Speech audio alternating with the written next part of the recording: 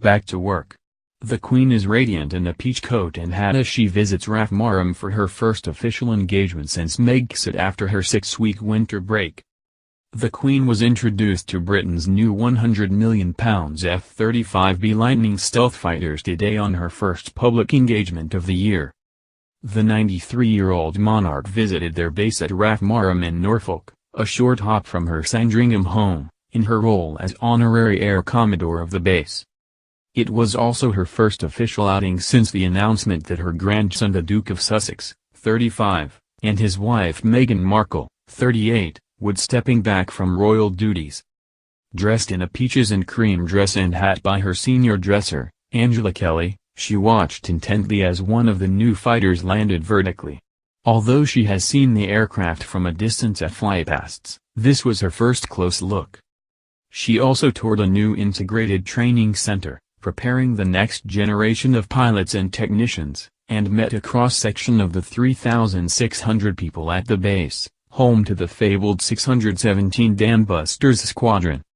The monarch also lunched with 50 people from across the ranks who have been closely involved in the F-35B project, which was designed to deliver 138 aircraft over the coming decades. The cost of the first 48 has been estimated at £9.1 billion by 2025, including support, training and maintenance. Group Captain James Beck, the station commander, said everyone at the base had been buzzing to see the Queen, who has been visiting the base for decades, usually every other year during her winter stay at Sandringham. But he said the royal visit was also a chance to recognize personnel who have played a key part in getting the jets, some of which will spend up to 6 months at a time on Britain's 2 new aircraft carriers, up and running. It's not so much about the Queen, it's about saying thank you to everyone, he added. On a blustery day, she was greeted by a guard of honor comprising RAF and Royal Navy personnel, including one unfortunate man whose hat blew off and away just as she arrived. Inside the training center she met so many staff she was heard to remark, "I seem to have gone around a lot of people here." The Queen, who trained as a mechanic in the ATS during the Second World War, also viewed training demonstrations of engine maintenance, weapons loading and a canopy change. She also met trainee pilots from the RAF and Navy and heard how much of the training is now done using artificial intelligence.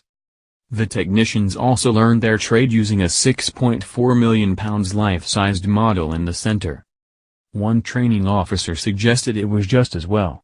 "We arranged it the first time we used it," he said, explaining they were using a munitions lift truck to try to load a Paveway 4 laser-guided bomb onto the training model. "Fortunately, it just involved a new lick of paint on this instead of damaging a £100 million aircraft," another officer said, as the Queen laughed. Group Captain Beck said that in the first 5 years of the Lightning program, the UK flew to America to train and put 450 people through the program. "In the first 9 months of this center being open we've put another 450 through," he said. "We are having the time the Americans are training. This is the jewel in the crown really for Lightning, this center here, and all partner nations are looking at why we're doing it so successfully." RAF Marham is the home of the F-35B Lightning, a 5th-generation, multi-role, stealth fighter. The station is also home to a range of engineering support functions, from maintenance to frontline support. Over 3,600 service personnel, civil servants and contractors work at RAF Marham.